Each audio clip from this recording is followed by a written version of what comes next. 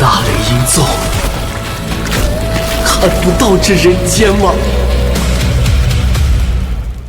老如来亲赴昆仑玉虚山道门，道童慌张来报，老道主先问来了几个人，得知只有一人，便松了口气。那不是来打架的，快请。算了，我亲自去迎。宾主落座，老如来开门见山，我见过延康太子了。老道主说太子不如陛下良多，不是治国的明君。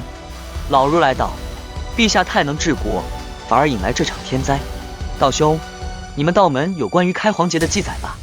老道主说确有记载，当年盛极一时的神国覆灭，无数生灵灰飞烟灭。老如来说必须换一任皇帝，死一人总好过死芸芸众生。道主问太子许了什么好处，如来摇头说没讨任何好处。道主笑道，我信你。随即起身说那口道剑许久不曾动用了，不知能否斩得动真龙天子。老如来起身见礼，多谢道兄相助。两位圣地道主就此定下了推翻炎封地的大计。秦牧一路前行，满目疮痍，鸡鸣流窜，瘟疫横行。相比安定的雷音寺领地，这里如同地狱。好在许多太学、小学的士子四处行医压抑，官兵清剿趁乱作乱的妖魔鬼怪。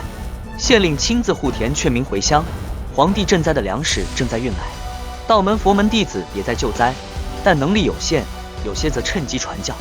秦牧心想，这场天灾灭不掉这样的国家。他找到天魔教弟子询问状况，得知魔教正随官府全力赈灾，各堂钱财几乎捐光，穷得叮当响。有商家囤货居奇，世家囤粮不受，皇帝震怒，杀了一批。皇帝屡遭暗杀，多是穷夫子、田真君等教主及强者。秦牧又问延康国师是否回朝，得知尚未归来。皇帝正在5000里外的霸州府，秦牧面色凝重。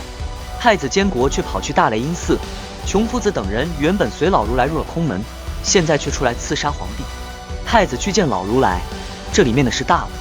他决定立刻赶赴霸州，命龙麒麟全力奔跑。龙麒麟跑了一夜，口吐白沫，累得跑不动了。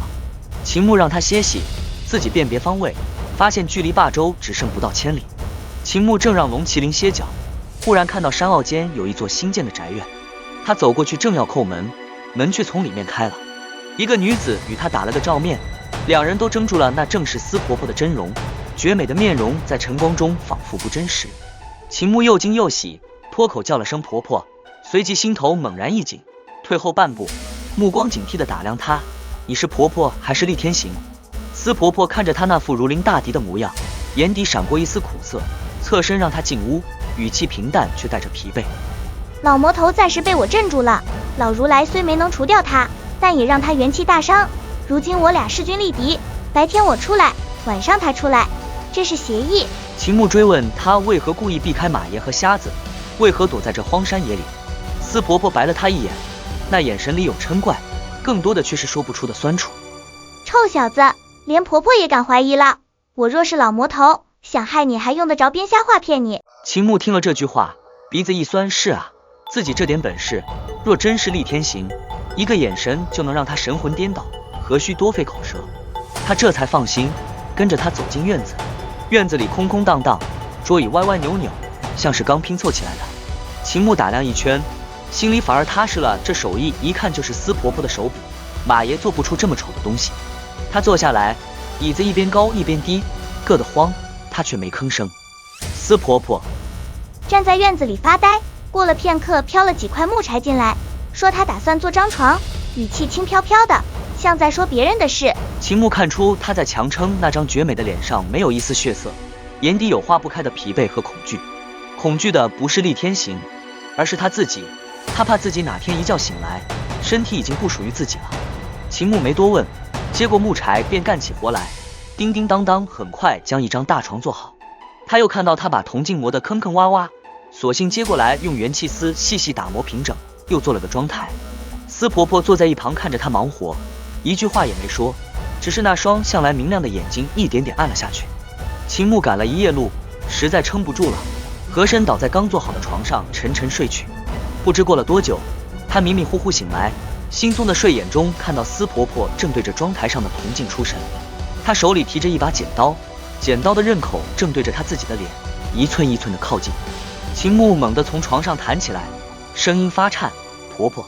司婆婆的手顿住了，缓缓转过头来，她放下剪刀，努力挤出笑容，声音却像被砂纸磨过一样干涩。如来说，要破除心魔只有一个办法，让他不再留恋这张脸。木儿，我不想害你们，更不想害你。她说着说着，眼圈红了，又提起剪刀对准自己的脸颊，手指却在发抖，怎么也下不去手。那张美得惊心动魄的脸在她手中仿佛成了一把刀，每一次照镜子都是一次剜心。她颓然垂下手臂，剪刀当啷一声落在妆台上，声音里带着哭腔：“我下不了手，木儿，你来帮我。”秦牧走过去，从她手里轻轻抽出剪刀，放进了她平日做针线的小篮子里。他蹲下来，仰头看着她，看着这张把他养大的至亲之人的脸。秦牧露出笑容：“长成什么样不是你的错，哪个美丽女子愿意永远遮住自己的脸，用一张苍老的皮去见人？婆婆，厉天行我会解决掉，你留在这里，我去霸州。”司婆婆轻轻点头。秦牧走出房门，回头笑道：“该吃吃该喝喝，不要虐待自己。”司婆婆嗔怒：“臭小子，又来教训我了。”秦牧哈哈大笑，提醒龙麒麟继续赶路。霸州府，严峰帝正亲自在益州滩前给灾民分饭。他对大臣说：“许多人反对变法，说从前不也很好吗？但从前活得好的从来不是百姓。”司农大臣接话：“变法前一亩良田产粮330斤，一家7、8口种80亩地，一年勉强果腹。变法后亩产820斤，160年没有饥荒。”严峰帝说：“什么是佛？让百姓吃饱饭的就是活佛，不是你顶着如来的名头讲些抚慰心灵的话就是佛。”司农答：“除了人口增多、打仗消耗外，主要是农田又被世家和寺院买了回去。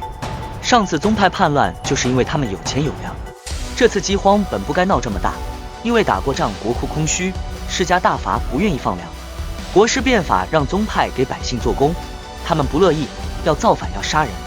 朕要的官是踏实做事的，不是高高在上的宗派。”严峰帝正说着，队伍中走出一位大和尚，端金钵，笑道：“天灾来了，让天灾止住才是正道。”严峰帝给他打饭，说：“朕做得好。”接着又来位老道士，说：“陛下该吃些东西，饱了才好上路。”如来和道主也蹲着吃完，洗了碗筷。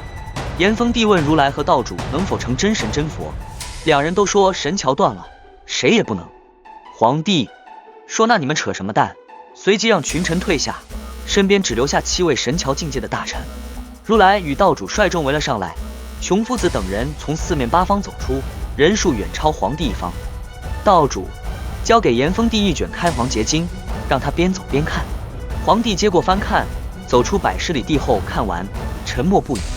道主说：“陛下以众生为念，应该知道怎么做了。”严峰帝说起年少时出访元启国，那里正在闹雷灾，皇帝跪地请罪，结果被雷劈死。后来才知道，所谓天怒是雷影宗降劫，因为进贡的贡品少了。从那时起，他就想要掀翻这些宗派。严峰帝看着如来和道主，一字一句道：“朕掀翻神便是。”道主说：“你与国师打下门派生出的疆域，老道没有阻止，但若再变法，便是苍天动怒，危及苍生。”如来叹息道：“换一任皇帝罢。”道主取来道剑，好话已经说尽，怎奈陛下执迷不悟。严峰帝失笑：“朕还以为你们讲江湖规矩，没想到来朝廷规矩。”如来摇头道：“情非得已，请陛下见谅。道主、诸道友一起送陛下上路吧。”大战一触即发。